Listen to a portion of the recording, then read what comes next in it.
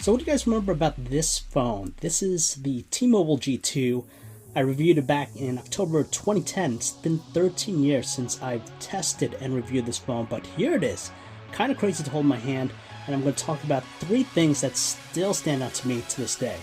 So number 1, I want to talk about the QWERTY keyboard because we got to give credit to this phone. Almost 13 plus years later, this Z hinge is still working. It's pretty snappy, it's responsive. Back then when I reviewed it, I was questioning how well it's going to hold up over time, but hey, almost 13 years later, this phone is still opening and closing pretty smooth.